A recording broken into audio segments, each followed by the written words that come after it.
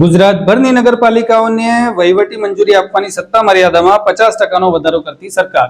ગુજરાતભરની નગરપાલિકાઓને શહેરી વિકાસ વિભાગની યોજનાઓ તેમજ વિકેન્દ્રિત જિલ્લા આયોજન કાર્યક્રમ અંતર્ગત રાજ્ય સરકારના આયોજન પ્રભાગ હસ્તકની ગ્રાન્ટમાંથી નગરપાલિકાઓ દ્વારા હાથ ધરવાના થતા કામોની તાંત્રિક અને વહીવટી મંજૂરી આપવાની સત્તા મર્યાદામાં 50% વધારો કરવાનો નિર્ણય મુખ્યમંત્રીએ લીધો છે.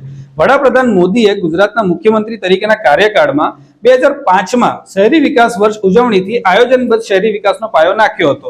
શહેરી વિકાસની 2 દાયકાની આ સફળતાને પગલે મુખ્યમંત્રી ભૂપેન્દ્ર પટેલે 2025ના વર્ષને શહેરી વિકાસ વર્ષ તરીકે ઉજવીને શહેરી પરિવેશમાં પરિવર્તન અને નાગરિકોના સશક્તિકરણ, સ્માર્ટ એન્ડ સસ્ટેનેબલ સિટીઝ નિર્માણનું લક્ષ્ય રાખ્યું છે. આ લક્ષ્યને સાકાર કરવા શહેરોમાં વિકાસ કામોમાં વધુ વેગ લાવીને શહેરી જન સુવિધાના કામો ઝડપથી હાથ ધરવા માટે નાણાકીય સત્તા મર્યાદામાં કરવામાં આવેલો આ વધારો પરિણામકારી બનશે.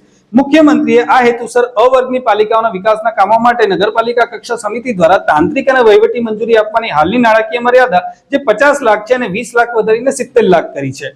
એટલું જ નહીં, બ વર્ગની પાલિકાઓ માટે 40 થી વધારીને 50 લાખ, ક માટે 30 થી વધારીને 40 અને ડ માટે 20 થી વધારીને 30 લાખ સુધીના કામોની તાંત્રિક વહીવટી મંજૂરી આપવાની સત્તા સોંપવામાં આવી છે. મુખ્યમંત્રીએ વહીવટી સરળીકરણ દિશામાં એક ઉદાહરણરૂપ પગલું લઈને એવું સુનિશ્ચિત કરવાના દિશા નિર્દેશો પણ આપ્યા છે કે નગરપાલિકા કક્ષાએ સમિતિ દ્વારા તાંત્રિક તેમજ વહીવટી મંજૂરી મળ્યાથી પ્રાદેશિક મ્યુનિસિપલ કમિશનર આરસીએમ ઓફિસ દ્વારા સંબંધિત નગરપાલિકાને દરખાસ્ત મળ્યાના 5 દિવસમાં ગ્રાન્ટની ફાળવણી કરવામાં આવશે.